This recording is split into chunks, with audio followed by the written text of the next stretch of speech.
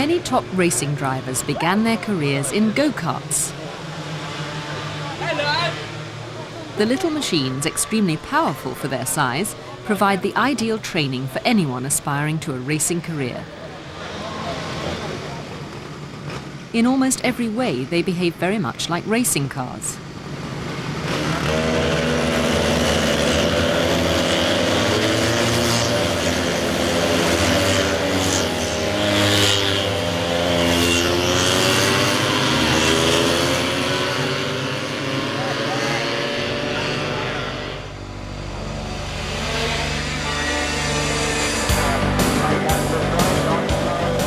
There is one important difference between karts and cars.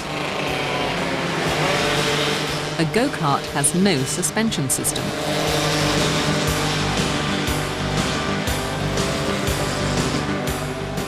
With its wheels mounted directly on the frame and its tyres cushioning only very minor jolts, major shocks are transmitted straight to the driver's bottom.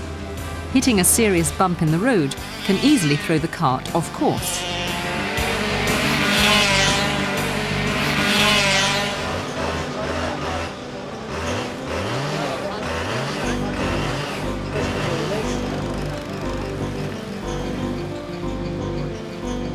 This lack of a suspension system would clearly be unacceptable on a normal road car. Comfort is high on the list of any motorist's priorities, while handling and general road holding must be precise but forgiving.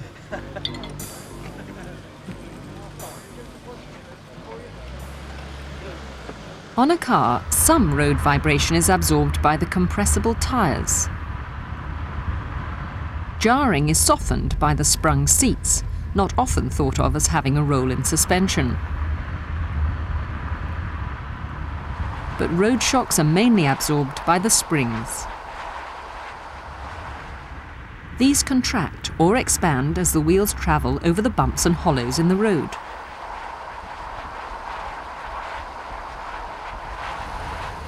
This stops the body of the car jumping up and down with the wheels and keeps the tyres in contact with the road.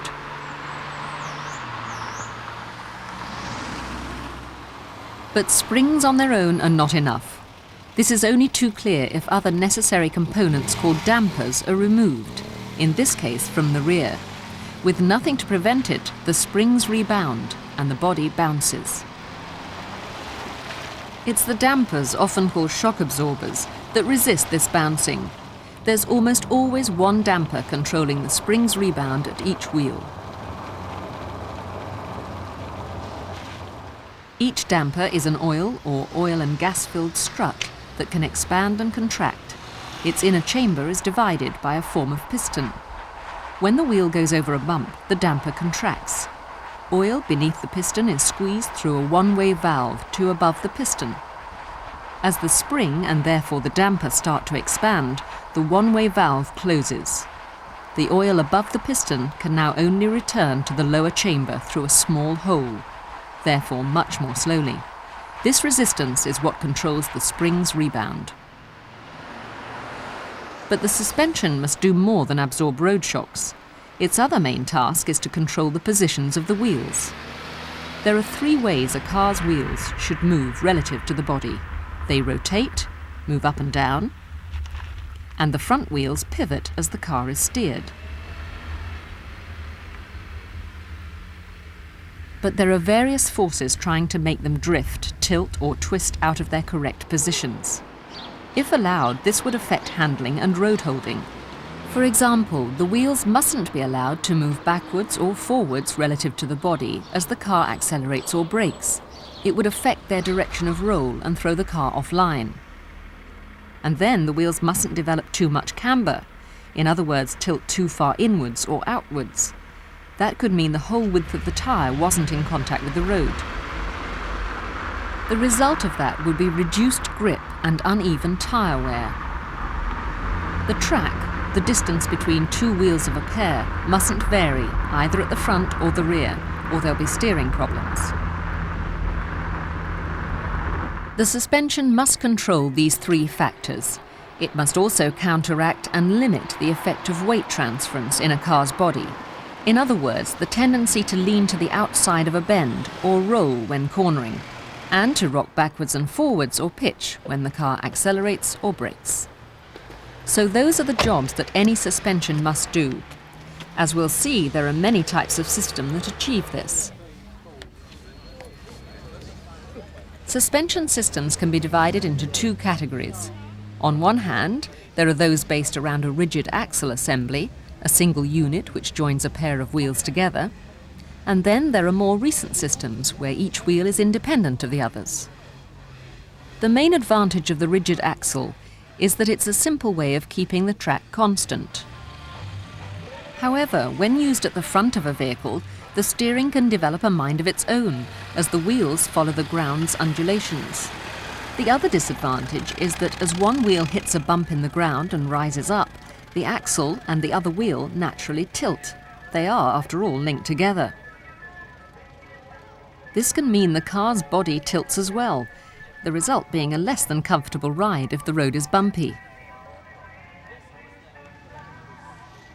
Nevertheless, rigid axles used at the rear of vehicles have much to commend them, not least being the fact that each wheel's angle to the road, its camber, and the distance between the wheels, their track, remain constant.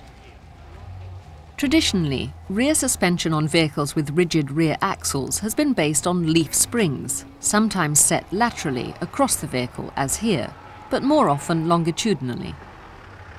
Leaf springs are still used on many vehicles today. In fact, because of the potentially greater danger of track and camber changes when a vehicle's heavily laden, this type of rear suspension is often considered ideal for commercial vehicles.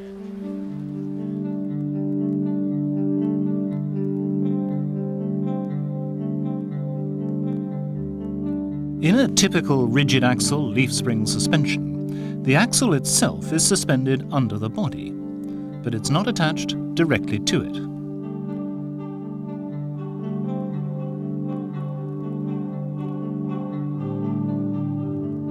Each of the leaf springs is made up of 1, 2, or more curved steel leaves, held together in such a way that they can slide against each other as the spring flexes.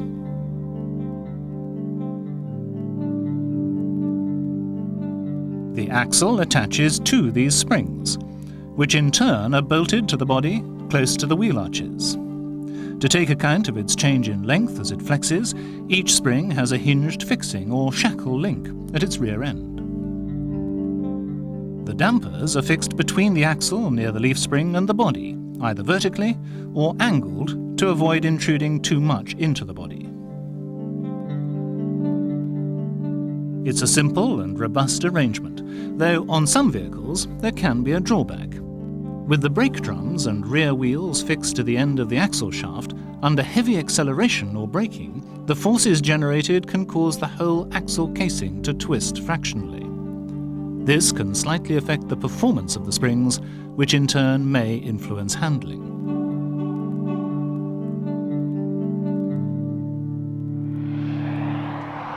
It's something that would really only affect a light vehicle with a powerful engine. And as in the case of Morgan, it can be fully overcome by using stronger leaf springs. This gives a firm ride, a benefit on a sports car such as the Morgan. More often than not, though, as we've said, the combination of strong leaf springs and a rigid rear axle is found on commercial vehicles. But rigid rear axle suspension, as such, isn't confined to vans and trucks. Quite common these days on smaller front-wheel drive cars is the type based around a twist beam axle. As its name suggests, it's basically a rigid axle which is designed to flex a little in certain conditions.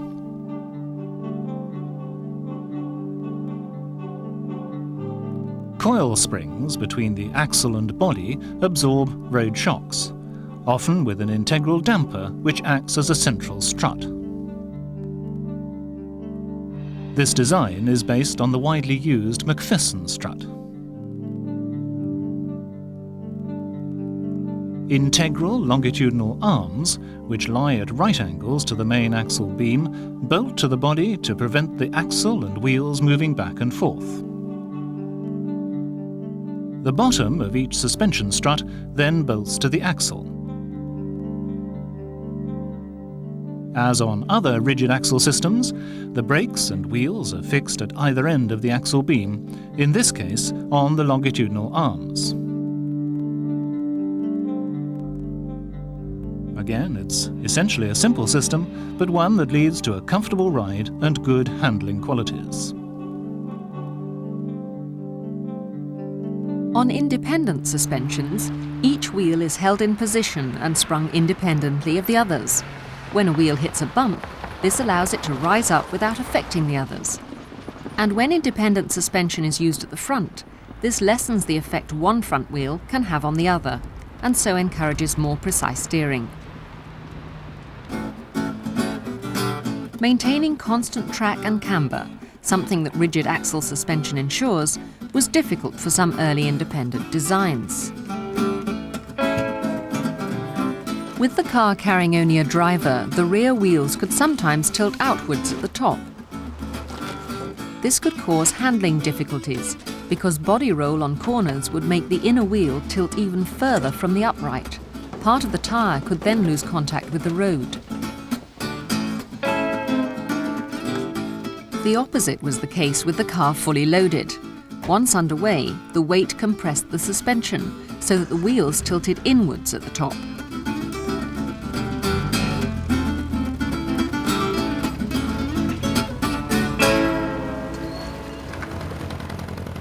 This was by no means ideal, but at least a little safer than when the wheels tilted the other way.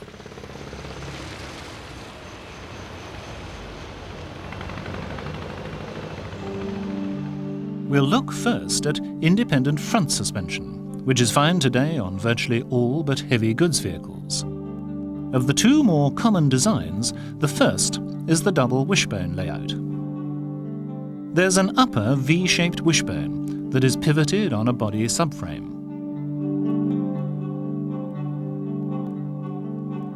A second wishbone is pivoted below the first.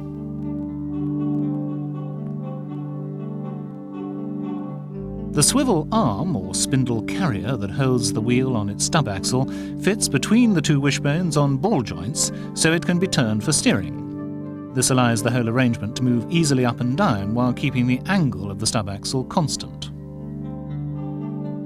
The coil spring that absorbs road shocks fits between the lower wishbone and the body of the car.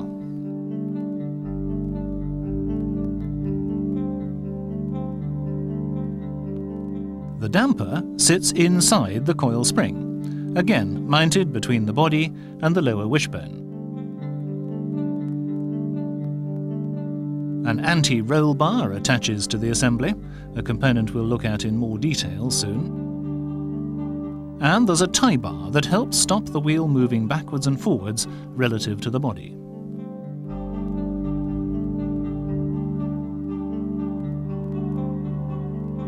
Finally, the steering arm attaches directly to the stub axle assembly.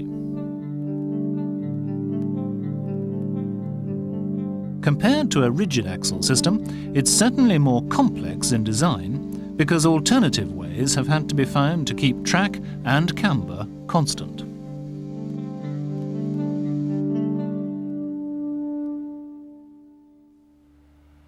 As we've seen, a form of McPherson strut, the combined coil spring and damper, is widely used with rigid axle rear suspensions on smaller cars. However, it started life as the basis for our second common independent front suspensions design, one that's still in use throughout the motor industry. The independent front suspension on Ford's Fiesta uses McPherson struts.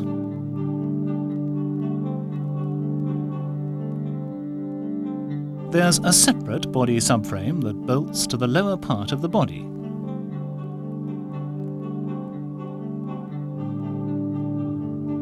A boomerang-shaped track control arm fits inside this subframe, bolting between pliable rubber bushes. It has a ball joint on the outer arm. The McPherson strut bolts to the top side of the wing in a flexible swivel mounting.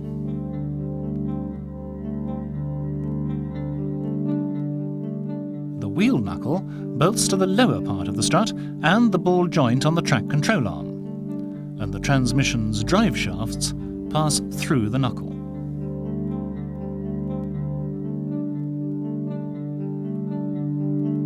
The steering arm attaches to the spindle carrier, as do the brake assembly and the wheel. When the wheels are turned by the steering, the whole McPherson strut turns as well in its swivelling top mounting.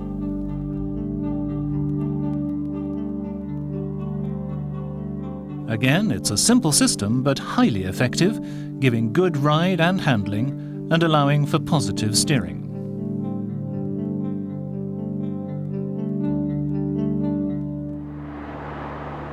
As with independent front suspensions, so independent rear suspensions can vary considerably in design.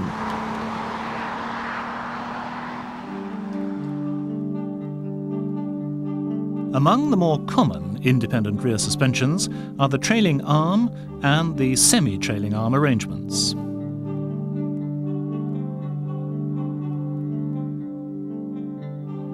In each case, the arm pivots at 2 points, either straight across or at an angle across the body of the car, those at an angle being called semi-trailing arms.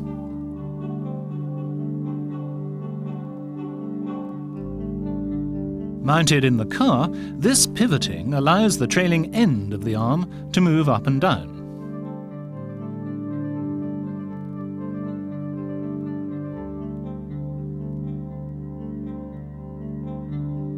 Each drive shaft has a constant velocity joint at either end, so that when it passes through the trailing arm, it can move up and down without affecting the drive to the wheel.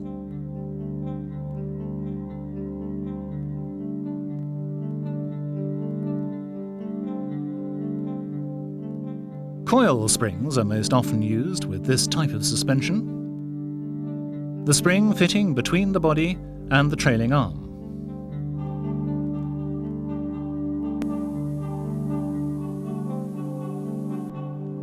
The dampers also fit between the body and the trailing edge of the arm.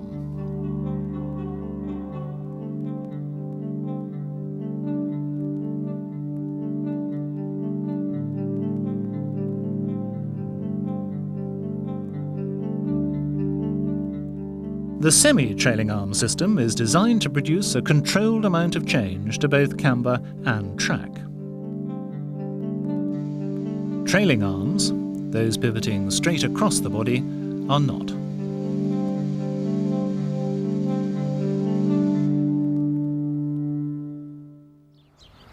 In the 10th unit of this series, we'll be looking at the effects of the vehicle's weight and momentum on the suspension, and therefore the body. How, for example, the natural tendency to tilt going round a bend is countered by an anti-roll bar.